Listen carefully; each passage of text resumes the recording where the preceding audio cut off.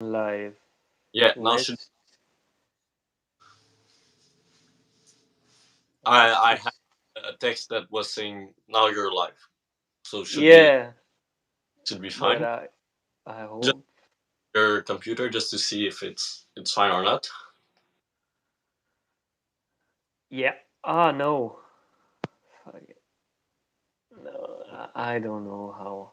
But I'm gonna put there this after is like Yeah, yeah. is I I don't understand. I know how to do it like uh,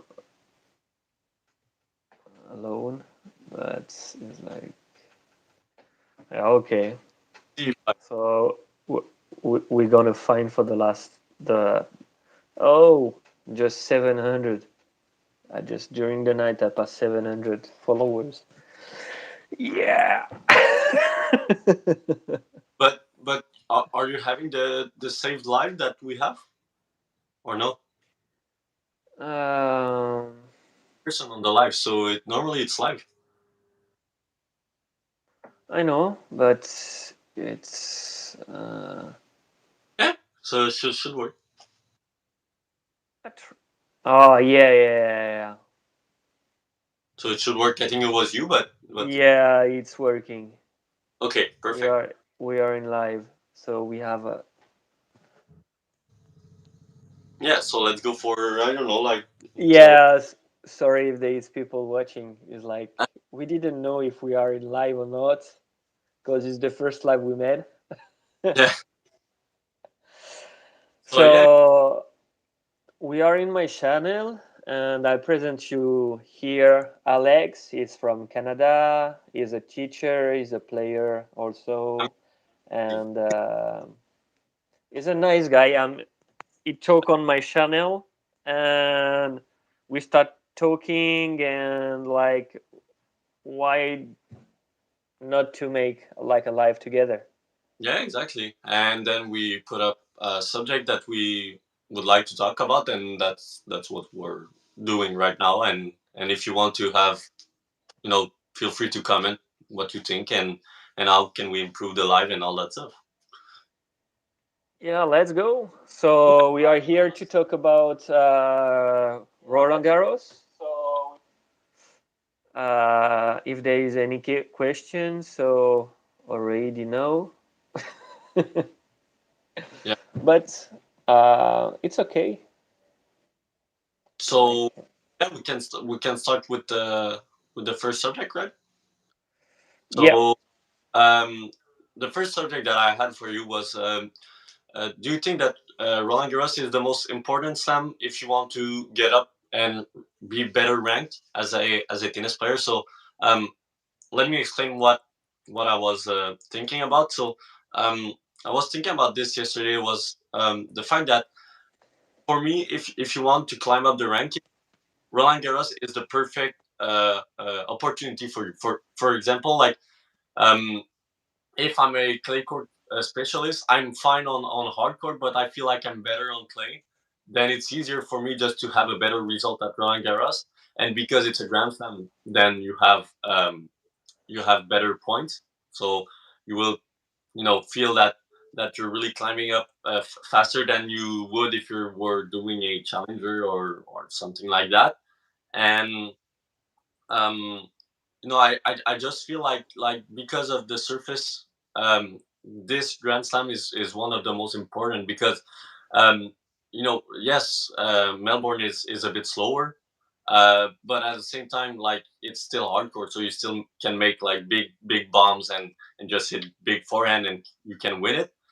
Same thing with the U.S. Open, same thing with Wimbledon. So it's the only time where smaller players who are not hitting that hard can have better result at a Grand Slam. So what do you think? I think she's opportunity, yes, to people only play clay can have some things. Like the only memory I have, like it's Guga, Gustavo Kuerten. He's come from the qualification, and the guy come from nowhere Yeah, and win the Grand Slam, win this tournament. Yeah, like exactly. in '97, and beat all the guy, Yeah, beat all of them. because it was a great clay court player. Yeah, I know like the Goran Ivanisevic story and all that stuff. It happens in Wimbledon. It happens in Melbourne and all that stuff. But I feel like even if you're not winning the title, you can still do pretty well. And we were, I think, forgetting a lot of time that those players that are ranked outside of the top 100 who are making the draw, um, they don't make a lot of money, and No. It's a lot of money. I think it's like you just lost on the first round. no It's exactly. six. It's 60,000. Yeah. It's That's sixty what thousand euro or something like this. yeah, but normal, If you lost on the first round, right?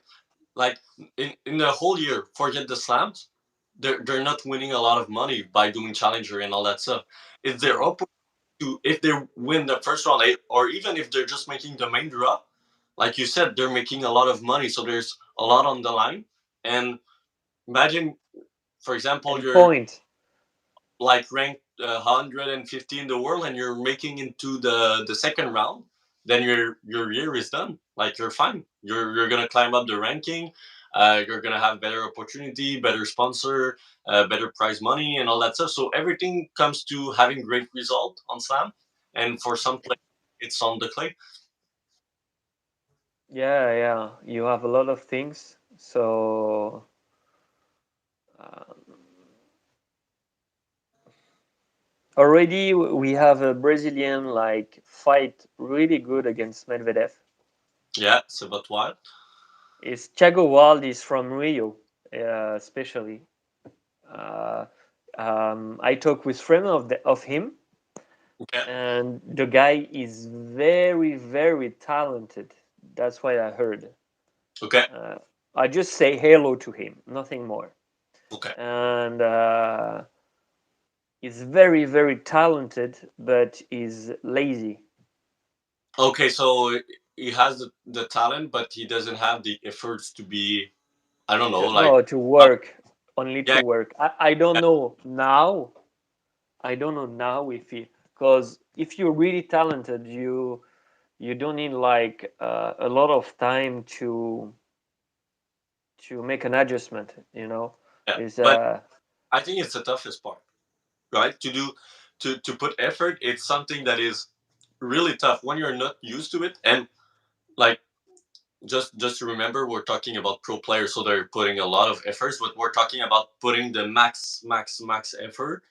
That's really tough. You know, you need to be ready to put all your time into tennis, and if you're lazy, then it's tough for you to have that kind of success, and you just rely on your talent. And for example, that what's happened to guy like Bernard Tomic, and they have a lot of, yeah, there are not many Nick Kyrgios in the world. You know, you need to be really, Nick Kyrgios is probably the most talented player in the world, and he's not working hard, and he's having success, but it's probably the only player that can do that. I think so. I try to think about, but probably Benoit Paire. Um, could be also a guy like that, but like as you can see, it's tough to just have a bit of success if you're not working, because you will always have guys that are not that good, but that are putting so much effort into just being better, that they're climbing up the ranking, and they're like Cameron Norrie. You know, he's not the most Yeah, talented player. He doesn't have a great backhand, but he's putting so much effort into his tennis and in just improving the way he plays. So it makes all the difference. yeah. It's like yesterday. Um, I saw the press conference of Djokovic Yeah, in 2003. So 20 years ago. Um, he played against Wawrinka uh, on younger, yeah, under 18. So the junior Roland Garros, and the guy lost on the round three. So he never won Roland Garros in uh, in Yeah, you're junior. and it happens sometimes. Felix Auger-Aliassime was the finalist in 2015 or 16, something like that, and he played a French guy who was called Geoffrey Blancano, and yeah, exactly, exactly. Yeah, I guys, don't know. he's like 300 in the world, but at that time Felix was like 15 or 16, and the guy was 18, and I remember like watching the final on my TV, and Yannick Noah came to Felix on the court. Okay, so the it's a match point. Jeffrey win the point. Just start to throw his racket, go down, and super happy. Felix is crying and all that stuff. He's going to sit down to wait when there's a trophy presentation and all that stuff. And Yannick Noah climbed the fence, go on the court, and start to talk about Felix. And Felix later said that Yannick Noah said to him like, "You're the most like you're the guy that has the better chance of being the best player in the future. Like you should not care about what happened today. Like just Yeah, think that you made the final and that's it. Like you will do it if you're keeping with the effort and all that stuff." And Felix said that at the time he didn't really want to hear about it. Like he didn't really listen to what he was saying. Um, and then later, like as the year went by, he just thought about what Yannick Noah said to him, and was like, yeah, it's maybe true. Like I faced a player who is like 18 years old, playing in front of his crowd, having probably the best tennis of his life, um, and so like I'm fine with it. And the same year he faced Tsitsipas in the final at the U.S. Open Junior, and he won the title. So I mean, it changed really fast, when you're young. So we'll see. Like the guy that won last year, Gabriel Debreu, played the qual. I think it was the main draw, but like he lost like easy. But I mean, it's fine. He's just 18 years old, so we'll see. But France will have a lot of good players. They yeah. player that It's like and the one of the best is Hindi Kneck yeah, yeah, already. yeah, After you have Gasquet, but for me, Gasquet was very talented when he was kid. I yeah, play against him like many times, but yeah. Still, didn't have an easy task. Like the only way that he could achieve what people were expecting of it was first winning a Grand Slam, and not only winning a Grand Slam, but probably winning Roland Garros. And the second thing was being number one in the world. It's so tough to yeah. do. Like there's not a lot of, and especially when you're thinking that there was Federer, Nadal, Djokovic, Murray, Wawrinka. It's pretty impossible to do, and that's why I feel like Gasquet is not the failure. It just he's a victim of the big three, and No, I'm not no. that he could have won a Grand Slam. I don't think that, and I don't think that he could have been a number one player in the world. But I just say that it's so tough to when you're 14 to say, oh, you're gonna be number one in the world. Like it's so tough to say that. No, I agree with that. But the first meeting of that two guys, it was in Monte Carlo when um, Gasquet just only passed 18 years old, Yeah, and he beat yeah. Roger was number one in the world, and Gasquet was 584 or something like this in the world. Now it puts a lot of pressure on you because people are always saying on you, like since you're 12, that you're gonna be the number one player in the world, and you're winning against Federer at your first meeting with him. So like the expectation are crazy high, and we know that France, and you know it better than me, that people from France are really expecting somebody to win a Grand Slam. They're tired of just talking about Yannick Noah and you know Amélie Mauresmo and all that. So they want something more than they want somebody to win, and they had expectation into Gilles Simon, Gaël Monfils, all good player, but were not able to win slam. And I mean, No.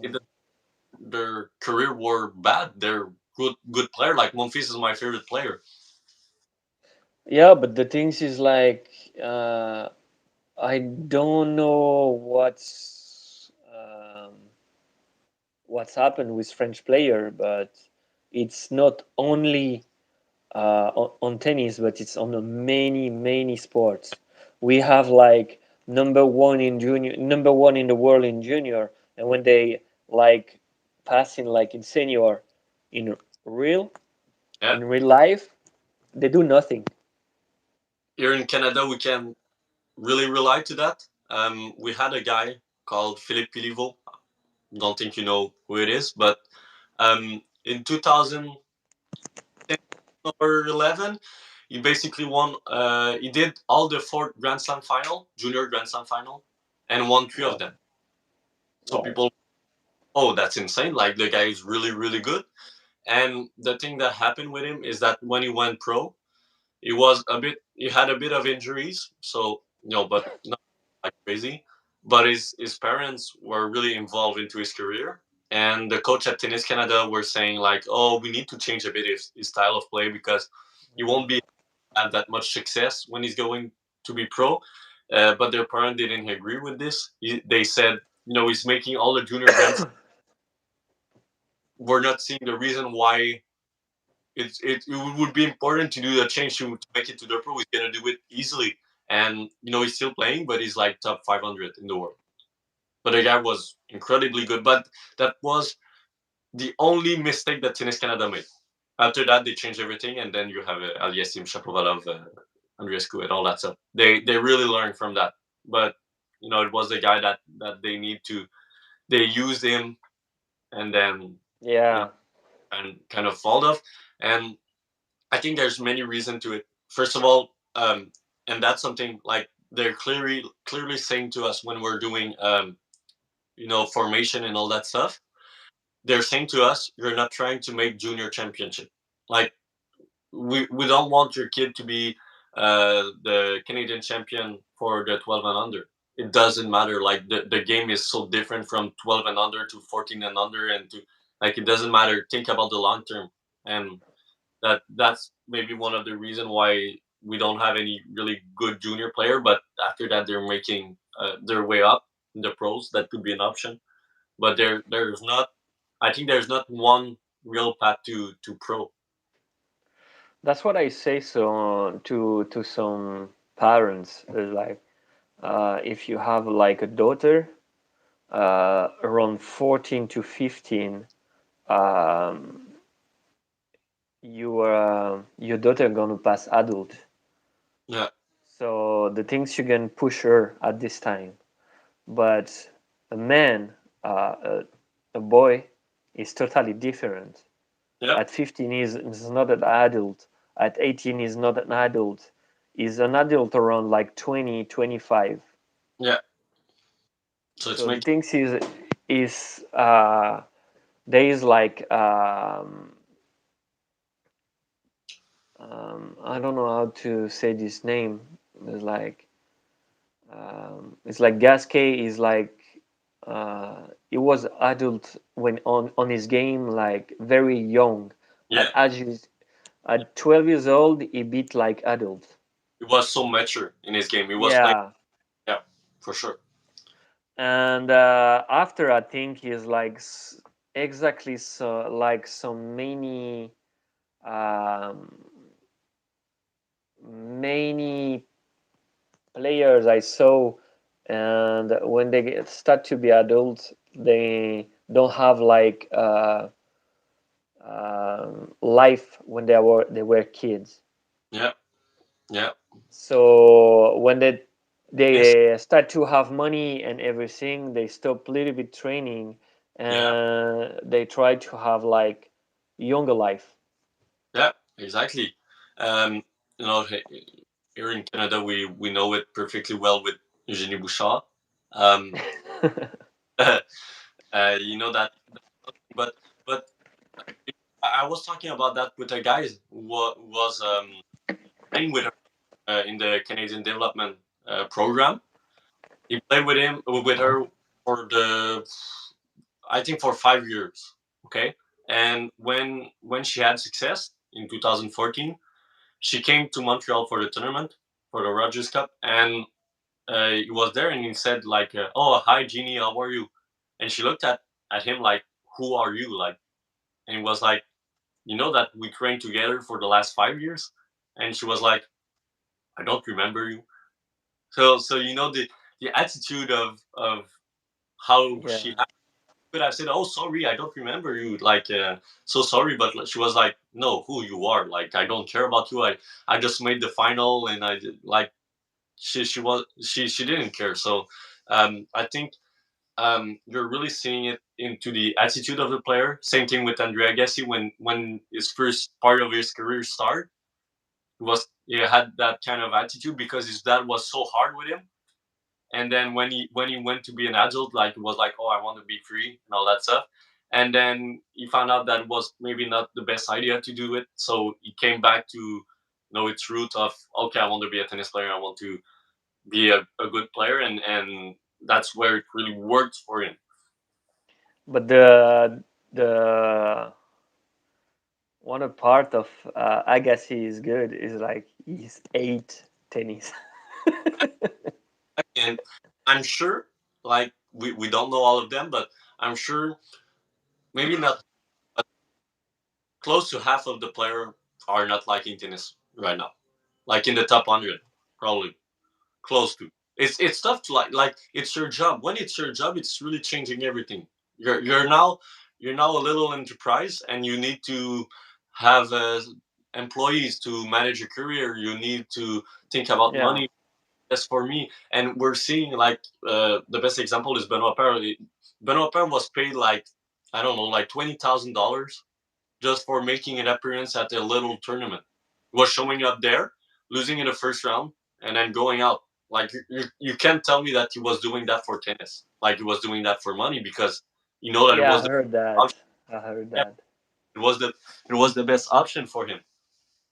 So that's why he's doing it. And if you're really liking tennis, like, I don't know, like guys like Dominic Thiem, I'm not sure that he's liking tennis anymore. And we've seen like he lost in 5 set against Pedro Cachin. Like, Yeah. if it's the end, um, I don't know how much effort he's willing to put into from now. But there's a difference between, like, the guy really want to do it because of his, not of his ego, but he's really believing that he can do it, or he's doing it because he don't know what to do more than that. Like, he's 28 years old, I think. So, what he's gonna do for the rest of his life? Like, if he's not playing tennis, Uh, it's tough to say, you know. It's like like, you're doing a 5 sets again. Kachin is a pretty good player, but I don't know if it's worth it for him to put that much energy in. And I don't know if you have saw the video of him training on YouTube, but his training were pretty hard on his body.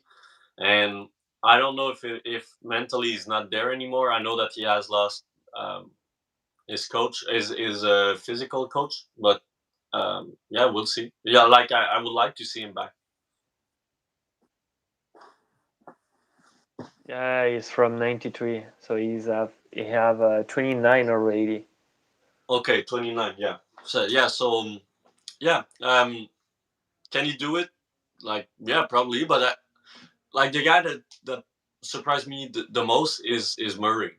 Like, he came back from pretty much having nobody to just hitting like he was like in 2013, like, not like he was hitting in 2013. Like, we can see that he's not that fast right now, but he's doing it, and mentally it's so tough. Like, I think, like, in his head, he knows that um normally, like, in 2013, he could have hit that ball, but now he's not that fast enough, so it's gonna be a winner for the guy. Like, he knows it, but he's just willing to go to the battle and just work hard, again, again, again, and play every point like that. But you see, this guy love tennis. exactly. and for me, he's still on the big four. Yeah, Like we talk a lot on the big four, like me at like 10 years, and now he's like 4 years, or you just all early about like big three. yeah, yeah. Because Murray But retired for a couple of years and then came back, and that's the reason why. yeah, but the things is like when you watch like all the tournaments, like semi-final, final, Yeah, Roger Federer, Rafael Nadal, Novak Djokovic, Andy Murray.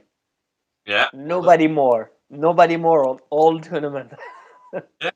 It was a total domination, and that's something that I'm really looking forward to Roland Garros is the fact that um, the slam I feel are getting a bit more open in terms of who's gonna play in the quarterfinal, who's gonna play, and not only that, but sometimes Djokovic and Nadal are in the same draw. Like right now, Nadal is not playing, but for example, they could face into the semifinal. So the final is a bit different.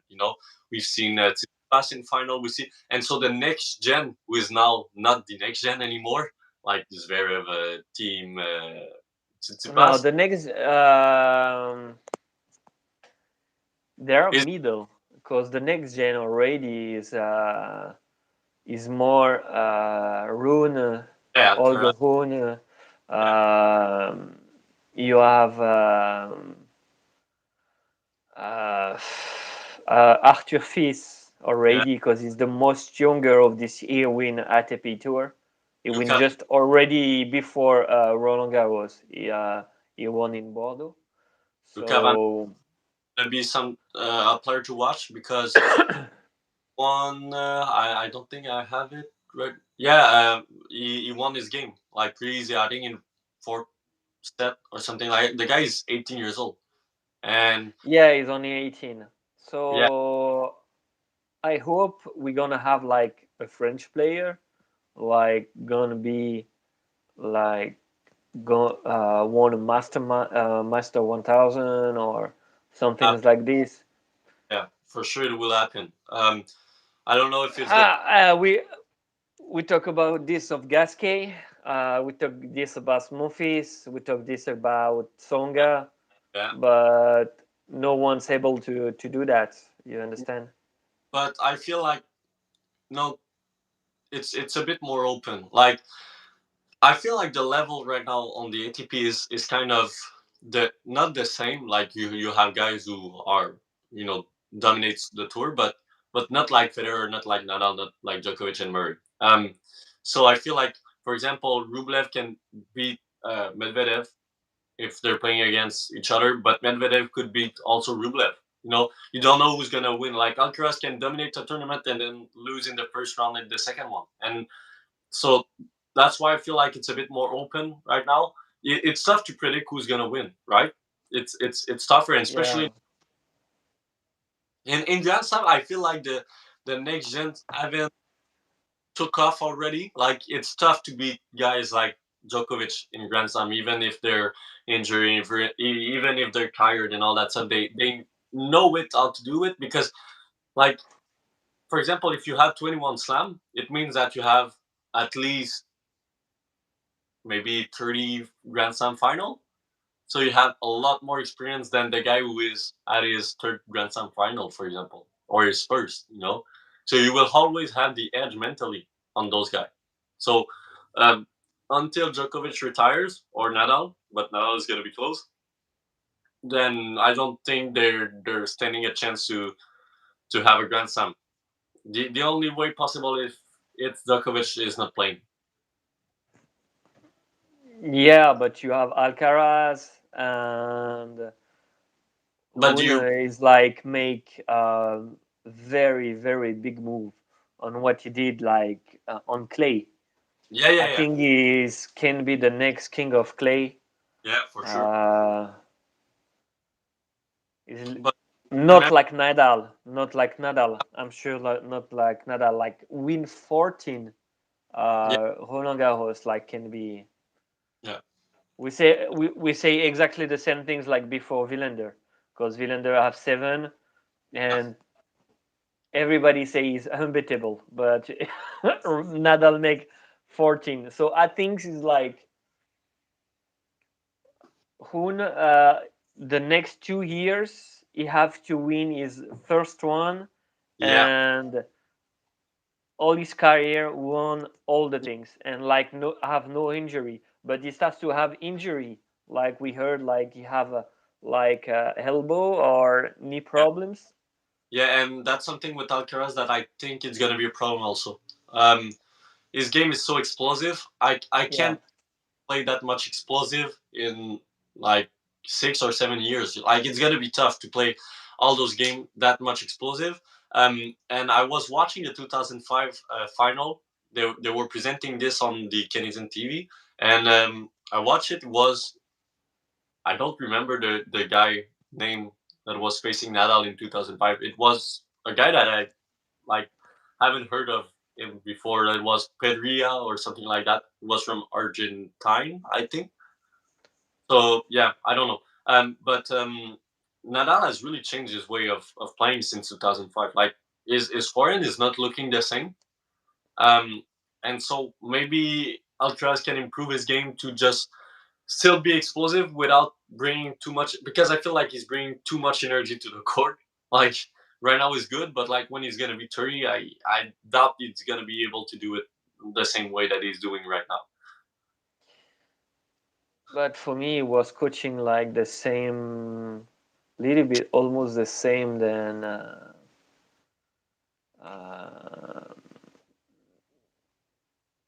than Nadal. So like every point make 100%. Yeah, yeah, yeah, yeah, for sure. Yeah, and I'm kind of surprised that Nadal his career was like that for that long, because I always thought that Nadal would be injured like when he's gonna enter his 30 and just retire. But he managed to do a couple of years. Like he's 35 now, right? So he managed to do 5 year more than I was expected. So yeah, he really surprised me. Uh, yeah, no, it's 36 already. I think Nadal. Yeah. So yeah, I know that it's probably his last year, or maybe next year is gonna be his last. But yeah, it's kind of I'm kind of surprised that he was able to do it. I have a subject for you. Another subject is old Frenchy player that are winning or playing pretty well to a point that we're like, okay, are they coming back? I'm talking about Luca Pouille and also Benoit Paire. Luca Pouille won his first game, and Benoit Paire lost, but still two great comeback. I don't know if the French crowd has made a difference, probably, He's but not so good on clay. Benoit Paire is not really good on clay. exactly. Right now, with his age, he's like more like play for fun, Yeah, I make think money, and nothing more. I think it's like he's living in Switzerland, so he's not living in France or things like this. He left France for because you have to pay like 70% yeah, yeah, of your exactly, paycheck and everything. So most and most of the sports player leave France only for to don't pay tax. yeah, and at the same time, Luca Pouille is playing. I would say probably no, for sure his best tennis since his comeback. Like he is playing so good. I don't know if you have seen the game. Like it's insane. Where and I'm a gear guy, so he has made the switch to his old Prince tour. Um, so he's coming back with that. He's not with Babola anymore, because when he made his comeback, he switched to Babola, and Yeah, I'm not saying it's because of the racket, he was injured and all that stuff, but he's making his comeback to his roots, of what he was liking, what he was, just enjoying playing tennis again, and it's really making the difference right now. He's like I could see him go maybe third round, something like that, and maybe even more. We don't know with the French crowd, it could be a lot further than that in the tournament. But yeah, he really surprised me. It was one of my favorite player, and I'm happy to see him back like that. It depends who we gonna play. Yeah, exactly. I don't know the draw yet for him, but to be honest, I wasn't expecting him to pass the quality, so that's why. But yeah, So you his first. have Corentin Moutet won last for the French. You have Corentin Moutet, Hugo Humbert, Yeah, but Hugo Humbert gonna play Sonego, that's gonna. and Moutet gonna play Rublev. Oh, it's gonna be tough. Yeah. But you know what? I could see an upset here because Rublev is hitting bombs all the time, and Mute is completely the opposite. He's always drop shot. He's doing drop shot every time. He's always trying to make the opponent be like just pissed, and I think it could work. Against Rublev, it could. For me, it's gonna be one way or the other. So it's gonna be three set for Rublev or three set for Mute, but I don't see this game going like five set. Yeah, it's like the next match of Luca Puig against Cameron Norrie. You know what? He could do it. Like I think he can beat Nori. Not that's gonna be like I'm gonna be surprised he beats Nori, but maybe could like Nori is not the best clay court player, so could be a good thing to think that maybe Lukaku can do it. The bet is 125 for Norrie and 4 for Luca Puig. I would I would do it. Like I'm not old enough to do it, but like I would do it because I'm 20 years old, so I don't have 21, so so I can. Ah, yeah. But the things is like, no, it's like he didn't improve so much. But the things is just to know how the bet is already, Yeah, It's yeah, like, example, you have Medvedev gonna play already, yeah. but it's like it's one set all. It's 7-6 for Thiago Wild and 7-6 for Daniel Medvedev. The only thing is I'm not sure Thiago can stay like 5 sets against Oh, Daniel. exactly. That's what I was about to say because like Medvedev is physically probably one of the best players. So I don't think that he's gonna be able. And No, and that's the why. last week he take like a rest, like a week of rest. He won Yeah. Rome and So take like a week of rest. yeah. And I Yeah, I don't I I don't see think the. he beat to he go to Paris, take few days with his wife, Yeah, training in Roland Garros, and nothing more. yeah. And Like, because he's living in Monaco. He's living in I, Monaco. Can be like few days in Monaco or South France. Like, play 1 hour a day, 1 hour academy. Like, because when you pro, you at times it. you have obligation like to work and like or and have 1 day off, Yeah. But but you have to work even on your day off a little bit. but maybe the first set was just him taking back his rhythm, and now the first set is him winning, but not in a it was still close, and then he's gonna start to go with like a 6-4, 6-3, or something like that. Could be something that I'm seeing him doing. I have something, I don't know if you know it, but I don't know his first name, but Zveshchenko. He's a Russian player, a young Russian player, and honestly, like I'm kind of surprised. It's the second game that I'm seeing him. I know him only from the first time I've heard of him was in Phoenix this year. So after Indian Wells, he was playing against Gamofi, so that's why I know him. But he's really impressing me, and I feel like he could be a guy that probably next 2 years gonna be top 20, maybe top 25, something like that. And I don't know if he's able. Like I don't know if he's playing again since the next round, but could be a good pick also to go maybe in the third round maybe. So I don't know if you have it on your computer, but who he's playing against. uh,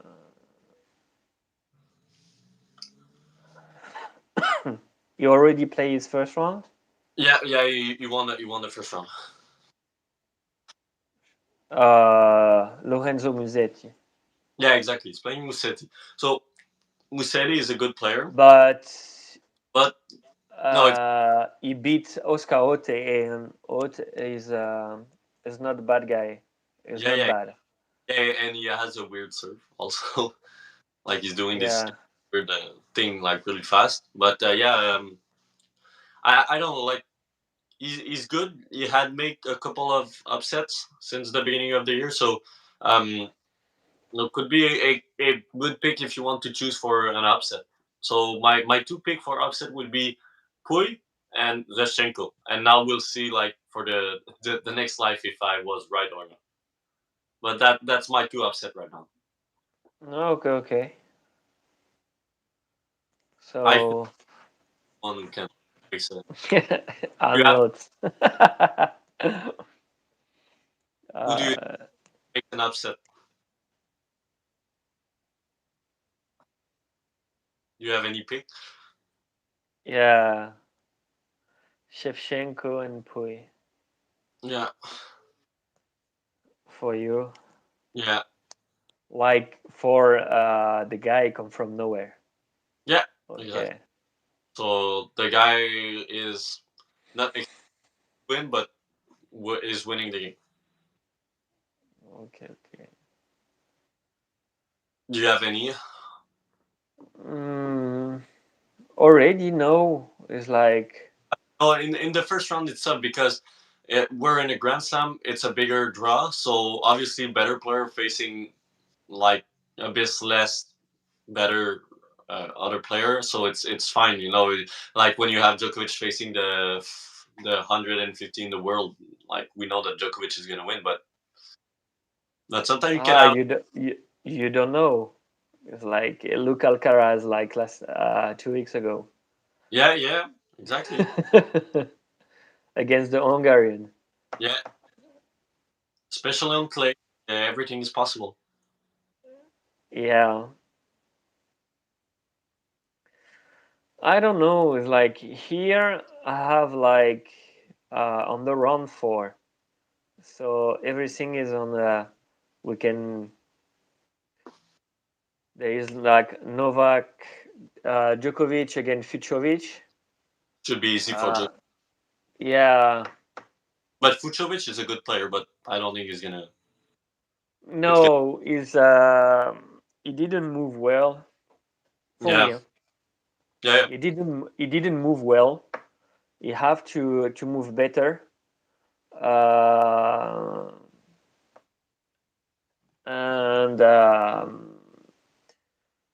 you have to change some things like I think in the material is like play another racket or change string or make an hybrid or something like this I too think he's because he not. plays so powerful Yeah, and you have impression like his ball like is not so powerful. but he's. I think he's using the DR, the Unix is on DR 98 with Polytor Pro, but I don't know the. Yeah. So pretty easy setup.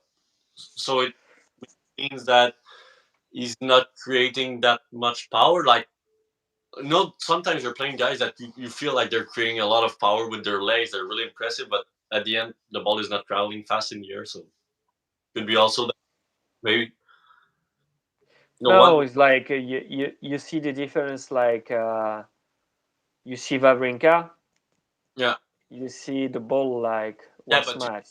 setup of the racket setup of Wawrinka, it's such a Oh, tough. it's 95D is Yeah, the Unix 95D, with RPM. the old version, Yeah, exactly. It's a the tough racket. first version, Yeah, and the RPM Blast 130, yeah, but exactly, you have 2 kills difference between the main and the cross, exactly. Yeah.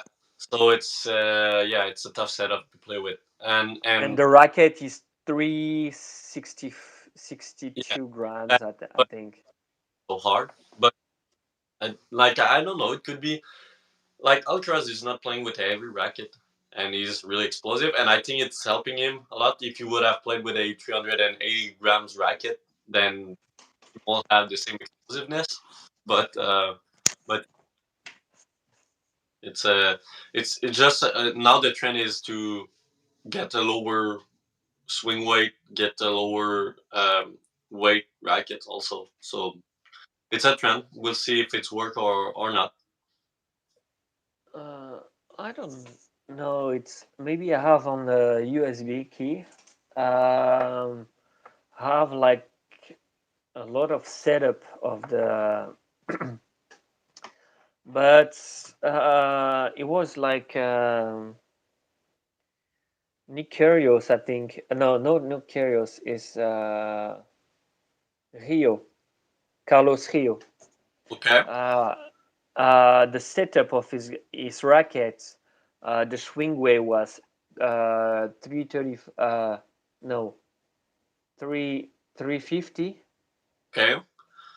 So pretty. Uh, the racket total, the racket without string, or maybe the racket total is was 300. You Okay. understand? So So with very less, light racket and pretty heavy on the head. yeah, exactly. So I have my rackets here. So like all the weight should be like here maybe. Yeah. It should be weird to hit because like I know that like the norm is to when you're putting here is that you don't want to do a long rally, so you're maybe doing serve and volley or chip and charge and stuff like that. So you, No, Carlo, it's not the stable, but fast. So when you're doing your serve, like it's really going fast, but then after that, it's you can't really rally with that. I don't know. It was a clay player, the guy. The frame worked for him, I think. So So I don't know. After is like everybody is different. Me, I hey, love heavy racket and yeah, very light on the head. exactly Uh, explosive. You know, there's no way that is perfect. So how you customize your racket is gonna be better for something and bad for something. So it's just what like I'm always putting weight at 3 and 9 because I want more stability. I know that I'm gonna lack a bit of explosiveness on my shot if I'm doing it, but like you just need to try. I think I tried putting weight pretty much everywhere on my racket, and that was the best way for me. the me when I'm what I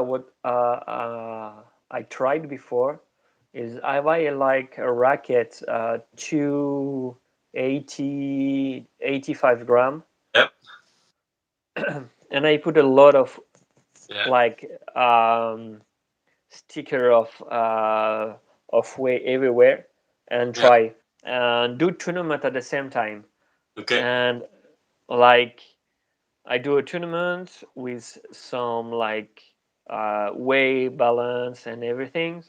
And if after like one or two game I have pain, the Yep. racket was not good. Yeah. Okay. So I change.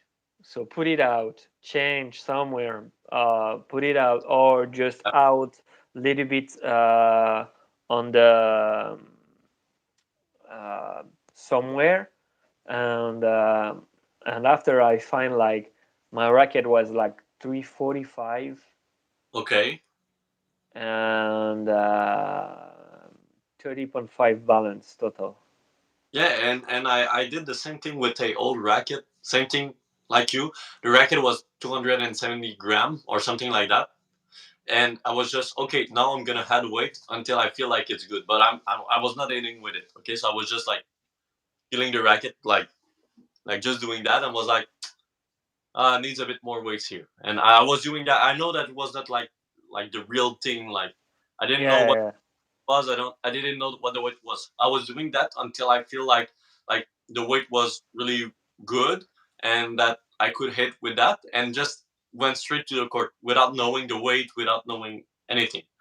And I was hitting with the racket. It was a head speed rev pro, so it was nothing really good. But I hit with it and it was like it had no power. like pretty much nothing.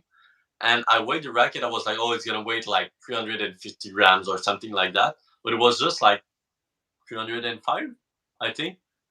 But it was just because the racket was so light before. So even though I had so many lead tape to it, like Yeah. on the weight by just 30 grams, it was nothing. But like I didn't. I liked the feel when I was doing that, but I didn't like the feel when I was playing with the racket. So it was a good experience to do, but I won't do it again. Yeah. So think we have like 20 25 minutes left. Yeah, yeah, exactly. Uh, so Alcaraz is gonna play Daniel. Yeah, So nothing to say, I think. yeah. Normally, Uh, I don't think that Taro Daniel has the game to just no it. I think that Alcaraz has a game that you really need to dictate the point. If you're not dictating the point against Alcaraz, then it's done. For you can do anything I don't. about it. I don't know. Is right now I think like people have a matchup to show like Alcaraz lost. Yeah, yeah, yeah, for sure. Now he's a target. You want to beat So that's a point. that. That's why it's so tough to be, and that's something we're not talking about this right now, but that's something that happens with the girls all the time. Is that, for example, Raducanu is going at the U.S. Open from the qualification. She's just hitting like hard, and all the girls are don't know how to hit against her. She won the tournament easy. Then the next year after that, they all know how to play against her, and she can't adapt. So now she's like, I don't know if she's even top 100 in the world like right now. And same thing with Leila Fernandez. It's the same thing. Like Leila is from the city where I am. So basically, I'm not living in Montreal. I'm living in Laval. It's just a city like up from Montreal. So it's basically Oh, kilometers away. Um, and she's from there. So I know her like since she's 14 years old, maybe something like that. And her daughter's the goal was to make her hit always on the top of the ball. So because she was so small, she was like 5'1", like when she was 14 years old. She was really small, and and so she wanted to always hit at the top because her dad knows that she's not that much powerful. So she wanted her to take away time from the opponent by just hitting on the top of the ball every time, and so she gained a really good and high coordination. She was able to hit like every ball on the top, and was really tough to do, but she was doing like pretty well. And she went to the U.S. Open, and then she lost in the final against Raducanu. And then the day after, because I know his coach, like his coach is somebody who I know, and um, she was saying that now she's trying to hit before the top of the ball, so when the ball is rising, and it's so, okay. but she's generating more with that, but she misses more than she used to. So right now she's like 51 in the world or something like that. So it's a long process of making her good again, but it's because people have were like, okay, we need to beat this girl, and same thing with Alcaraz. He's good. We know that he's always going cross court to drop shot, and he's hitting big forehands. How can we beat him? And so they're trying to arrive with a plan, but a lot of time the plan is not working against him. I feel like Alcaraz is always beating himself. Like when he's losing, like the only time that I saw him, it was against Tommy Paul at Montreal last year, and he lost the game because like he didn't like he wasn't playing like he used to do. So when he's losing, it's not because the player against him is playing well. It's just because he's beating himself. Yeah.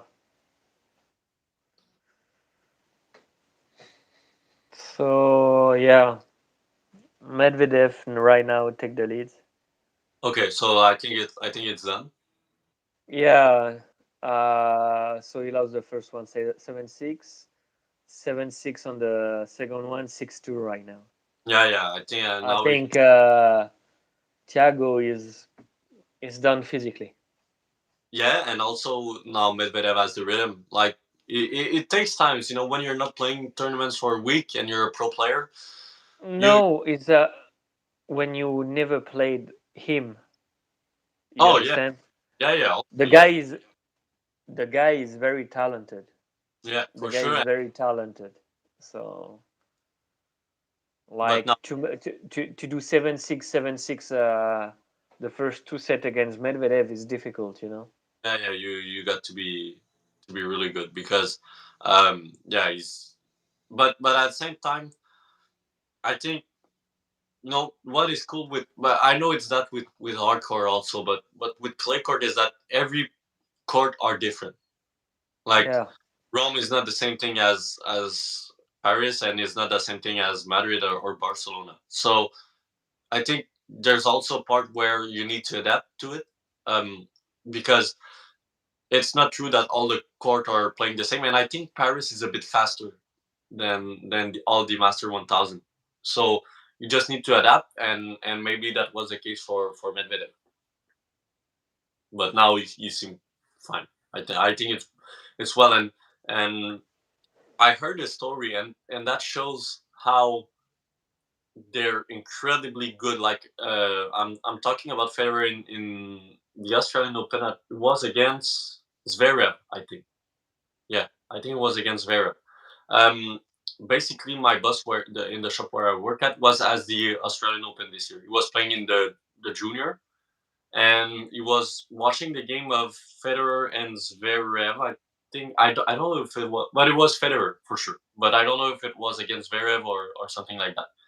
And no, sorry, it was against Nadal. It's the final that he won. Oh, And okay, 2019. yeah, you won the first two set, and then after that, Nadal start to just go crazy and won the third set, and then the fourth set is kind of No, it's one set, one set, one set, one set. It's like okay. every time. It's Okay, like the first set it was Federer, yeah, and after Nadal, Federer, Nadal, Federer. okay, so yeah, exactly. So the fourth set that Nadal won, okay, um, basically Federer said that his goal was just be ready for the fifth set. So they're not thinking about the game like we're doing. So um, he's thinking about the game like in the long term. So he knows that Nadal is playing well in the fourth set, and he knows that it's been like 1-1, 1-1, and he knows that Nadal is gonna take it because it's Rafael Nadal, and he doesn't want to lose in fourth set in the final. So um, And he play 100% every time. yeah, So if you keep like you one set play like 60% to make him yeah, playing hard, exactly. and you take 60%, so you Yeah. you keep So energy, yeah, and you're right. and Why Federer said that after the final, he said that to my boss when he was at the Australian Open. He said in the first set it was easy because you know that Nadal was gonna win the set for sure. Like from the way he was playing, he had no chance of winning the set. Okay, so what he did is just basically rest. He was playing at his best for sure. Okay, it was not like saying, yeah, "Oh, 0 and then we're gonna go to 5 set." But um, he just rallied with Nadal without getting him tired. Okay, so he was getting Nadal tired just by hitting back, hitting back, hitting back all the time, just long rally all the time. So Nadal was hitting like crazy to win, obviously because he didn't want to lose the final. That's normal. So Nadal was hitting hard. Federer was just pushing the ball back again, again, throughout the whole set. Nadal wins the set. Around to the fifth set, Nadal is like tired, and Federer is now rest, and now he goes for the fifth set, and he won. And that's how real good player are working. Like they're not like ourselves, like just going every set. Like I want to go and like we're talking about that with the coach of Fernandez. He played pros and he said in Grand Slam like You can't serve 100% throughout the whole game.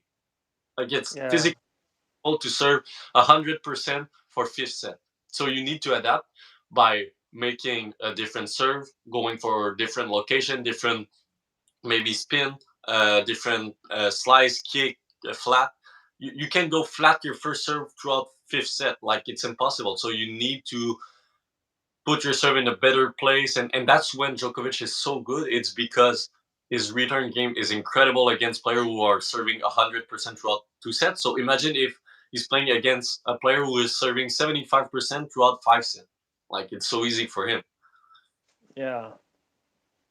So yeah, that's why he's he's having this success, and that's why I feel like all the junior needs to learn to return. Like serving is important, but if you know how to return, then it doesn't put that much pressure on your serve, and then now you're free and you go with your serve. That's really important. So you should always practice your return of serve, and I feel like it's something that I'm probably guilty of, but like my junior are not working enough the return of serve. I don't think they're mastering the return of serve right now, and that's something that they should. No, one master of return, I it was like Agassi. It was very good. Yeah, exactly. And after that, if you're getting break, that then it's fine. It's Djokovic already, Yeah, but it's different. Uh, Cause Joko is like near to the baseline, and you have like Medvedev is far away. yeah, exactly. There's not a good or wrong answer or of No, where you stand, but you just need to think like if I'm far back, then my return needs to be really good because like the guy can drop shot, the guy can attack, and I'm gonna be far. Djokovic is just taking time away by hitting really fast. You know, the service coming is and it's already out of his racket, so it's a really good thing because you're really surprising the guy who's making the serve by choosing a target and going for it really fast. And you can go in between also. Like you can pretty much do everything, but it's really something that I feel like people are always talking about. Oh, how good I am at the serve. Like I have a really good serve, and it's pretty rare to see recreational players say, "Oh, my return game is really good." Like it rarely happens. me, I'm not really good on return. Is like um, I have one hand backhand, so it's Yeah, more difficult. yeah. Yeah, for sure. It's like Um, when you have two hand backhands, like you put your two hands and you just push. yeah, exactly. When And you have one hand, you have like just little bit risk to do. yeah, you don't have the same weights behind your racket to just push back the ball that is coming fast. Yeah, for sure. And I think on clay it's different because you know that there's not going to be a lot of aces, but it's going to be more about where you position yourself. Like we all know that to be Um, at this level, like it's always about like if a pros is making a winner, that means that the ball before that was just perfect. Like you made an incredible angle and then the player run and hit it back and goes for that winner. But on clay it's tough to make any winner. so let's do the next. Yeah, So Alcaraz is gonna win, and yeah. you have like Shapovalov Against against Arnaldi, Matteo Arnaldi. I won't go for that upset, but I think it's gonna be a tough game for Shapovalov. He didn't go so, but it's 26 on the draw, so it's Yeah, good. yeah, but no, I wouldn't be surprised if Arnaldi is winning. Okay, Muzeti, Shevchenko, and you pick up Yeah, both. Shevchenko. Yeah, so What? I'm pretty sure of that. Uh, Okay, and after you have Luca Pui against Nori. yeah, I took Lucapui. Okay. Fonini, Jason Kubler. It has to be funny. I think it's gonna be fun. Kubler has an incredible forehand, but his backhand is a bit weak. So Oh, and we didn't talk about him, and but you have Sebastian Hoffner against Sebastian Korda. So Sebastian Korda is like the guy you never see, but can be on the Grand Slam like a uh, challenger. yeah, he's gonna be. I think he's gonna go far in the tournament, but maybe quarterfinal could be his top. But yeah, he's a really complete player for sure. Maybe more on the hardcore than Clay, Yeah, but that's why I'm not sure about if he can go, but for example for the U.S. Open, yeah, it could be a good player. yeah. And you have Diego Schwartzman against Nuno Borg. Normally, it's gonna do it for Schwartzman. It should be fine. Yeah, I hope. Uh, Tsitsipas against hola, Roberto Good. Carvalhes But, Baena. yeah, fine. No, Tispa's gonna win this one. He put out Vasily. Yeah, but now I think he But has. Roberto have easy match. Is like he won like 7-6, 6-3, 6-2. Yeah, yeah, he's a good clay court player. Yeah, but I Uh, enough to beat it. Tsitsipas is still good. so after you got nothing's like Fucsovics, Yeah, Djokovic. yeah. So Djokovic, obviously. Yeah, and Luka Van Assche, Yeah, Davidovic. I think David gonna win, but like in 4 or 5 sets. Okay. Very good game. And we have Batista Agut against Pablo Viralles. Normally, but Sagut should win. Yeah. He's a really consistent player, so Yeah, I yeah, special on clay. yeah, yeah. And Griekspoor against Urkac. Gonna be tough match. Orcat should win. I think Orcat was playing a bit on clay when he was doing future and all that stuff, so he should be fine. Yeah. But it's gonna be a 4 set or a 5 set. No, Yeah. On this one, I'll pick up like Gigsbor. okay, with the upset. Okay, to make a bet yeah, together. So we have Albot against Kachanov. Kachanov is already play good on this yeah, one. yeah. I was gonna win, but Redu Albot is okay. And just next, Wawrinka Kokinakis. Garinka should take it in 4 set. And like that. Yeah, the bet is 190, 190. Oh, okay. I think it's better, so that's. But no, I think Garinka should take it.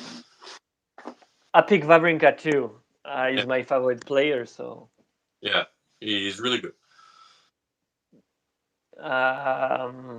Sonego Humbert, so a French guy. But yeah, I like Humber. I I don't know why every time you have a French guy against French guy on the every time on the you go on the Grand Slam, you have French against French on the Oh, like most of the time. yeah, Uh, so Sonego Humbert, so can be tough this one because Humbert play good. He lost against Wawrinka on the final, yeah, but he was challenger. But it's the same yeah, or semi-final. I don't remember. No, it's semi-final because the final was Murray against Wawrinka. yeah, And Sonego, yeah, it depends of the day, yeah. but he beat Ben Shelton.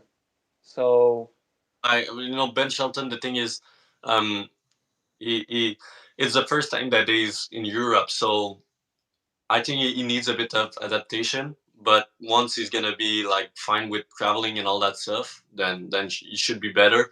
Um, Especially like on clay, it's not a specialty, so I think it's normal. It's Okay. So yeah, the bet is 192 and 2. So 190 for Sonego and 2 for Humbert. yeah, After is Corentin Moutet against Andrei Rublev. yeah. Rublev should win. Um, Yeah, yeah. On that, I need to go. So it was a pleasure to do the first live. I don't know if you want to continue. You can continue after with your last, and if you're doing, then I'm gonna listen to it after after it.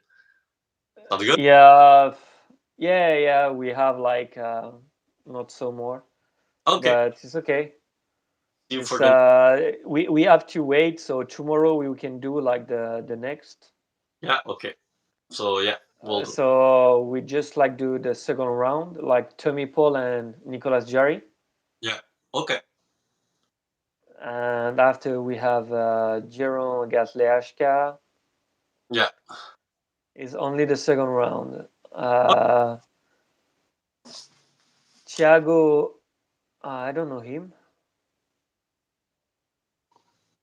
Thiago Augustin Tirante. oh, okay. No, I don't know. I don't know him. Yeah. It's like he out. He come from the qualification. Yeah.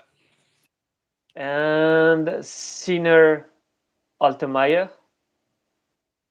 Sinner should win. Yeah. Malkan Zverev. Karachev Tifoe. Bornachoric is very good on clay on this Yeah. year. Echeverry Deminor. Yeah. Nishioka Persil. And Yeah. we're waiting for. Okay. Perfect. So see you next time, and Yeah, have in this week. yeah, we're gonna still on WhatsApp to Yeah. for the next time and try to start more early Yeah. to discuss more. Yeah. No problem. See you next time. Okay, Bye. see you. Bye.